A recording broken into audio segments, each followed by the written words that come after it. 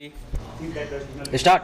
संसद के निचले सदन में विपक्ष की नारेबाजी से आजीज आए लोकसभा अध्यक्ष ओम बिरला ने जैसे सख्त शब्दों में अपनी नाखुशी जाहिर की, कुछ वैसे ही राज्यसभा में सभापति वेंकैया नायडू ने अपनी नाराजगी प्रकट की, जहां लोकसभा अध्यक्ष ने विपक्षी सांसदों से नारेबाजी की प्रतियोगिता से बाज आने को कहा। वहीं राज्यसभा के सभापति ने संसद सदस्यों को आत्मनिरीक्षण करने और सदन का समय बर्बाद न करने की हिदायत दी। इसमें संदेह है कि इस नाराजगी का कहीं कोई असर विपक्षी दलों के नेताओं पर पड़ेगा। इसके आसार इसलिए नहीं क्योंकि विपक्षी दलों ने पहले से ही यह तय कर रखा है कि कुछ भी हो जाए संसद को नहीं चलने देना है।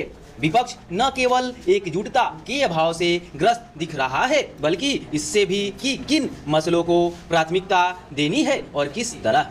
भले ही वह कुछ मुद्दों को तूल देता हुआ दिख रहा हो, लेकिन ऐसा नहीं लगता कि उसे इन मुद्दों पर बहस में दिलचस्पी है।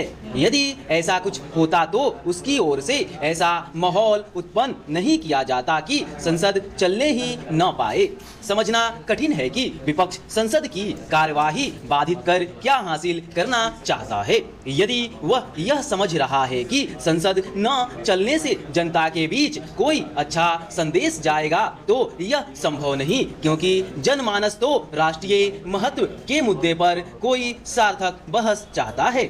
इस पर आश्चर्य नहीं कि विपक्ष के हंगामा मचाने वाले रवैये का संज्ञान लेते हुए प्रधानमंत्री ने भाजपा सांसदों को उसकी पोल खोलने को कहा। इस दौरान उन्होंने कांग्रेस को खास तौर पर निशाने पर लिया। उनकी माने तो कांग्रेस खुद भी संसद नहीं चलने दे रही और अन्य विपक्षी दलों को भी इसके लिए उकसा रही है। वास्तव में यह देखना दयनीय है कि जब कांग्रेस को विपक्ष का नेतृत्व करते हुए उसे दिशा देनी चाहिए, तब वह खुद दिशाहीन दिख रही है। आखिर यह उसकी दिशाहीनता नहीं तो और क्या है कि उसने जैसे कृषि कानून बनाने का वादा अपने घोषणा पत्र में किया था, वैसे ही कानून बन जाने पर उनका विरोध कर रही है। बेहतर हो कि वह 2019 में जारी किए गए अपने घोषणा पत्र को फिर से पढ़े या फिर यह स्पष्ट करे कि उसके यू टर्न लेने की वजह क्या है। यदि उसका मकसद किसानों को गुमराह करना नहीं है, तो फिर उसे अपना यह घोषणा पत्र वापस लेना चाहिए। उसके रवैये से यही पता चलता है कि विरोध वाली राजनीति किस तरह सिर चढ़कर बोल रही है। इस राजनीति से किसी का भला होने वाला नहीं, आम जनता का तो बिल्कुल नहीं। स्टार्ट। राज्य में नए मेडिकल, इंजीनियरिंग और खेल विश्वविद्यालयों की स्थापना निश्चय ही एक महत्वपूर्ण उपलब्धि होगी। मेडिकल और खेल विश्वविद्यालय से संबंधित विधेयक को विधानसभा की मंजूरी मिल गई है। उच्च शिक्षा को विस्तार देने और उसकी गुणवत्ता बढ़ाने की दिशा में सरकार का यह प्रयास सराहनीय है। उम्मीद है कि प्रस्तावित तीनों विश्वविद्यालय जल्द मूर्त रूप लेंगे। इंजीनियरिंग विश्वविद्यालय की स्थापना से राज्य में संचालित सभी 37 इंजीनियरिंग कॉलेजों पर नियंत्रण में आसानी होगी।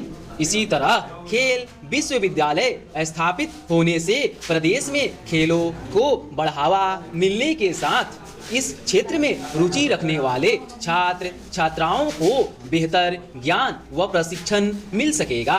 इन दोनों विश्वविद्यालय में नामांकन में बेटियों के लिए 1/3 सीटें आरक्षित करने की घोषणा मुख्यमंत्री पहले ही कर चुके हैं।